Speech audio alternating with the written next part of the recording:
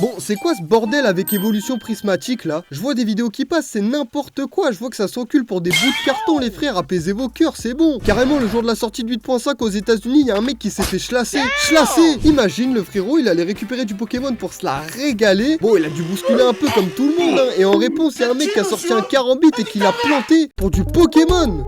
On fait de la drill ici ou quoi? En plus, ils se la mettent pour une série qui pue sa grand-mère parce que ouais, faut rétablir la vérité, 8.5 c'est une série éteinte. T'as tout son buzz qui tourne autour des évolutions. Après, j'avoue qu'elles sont vraiment belles, hein. Et sans elles, c'est juste une série full reprint avec un full set quasi impossible à faire sans avoir la mala à Bill Gates. Parce que ouais, en plus de réimprimer un nombre aberrant de cartes, Pokémon Company nous ont chié les Pokéballs et les Master Balls, hein.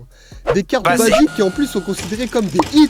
Non, faut vraiment les se faire foutre. Je peux pas croire que ce vieux logo rende des cartes plus rares alors qu'elles sont juste basiques. Il faut plus de 400 cartes pour faire le Master Set.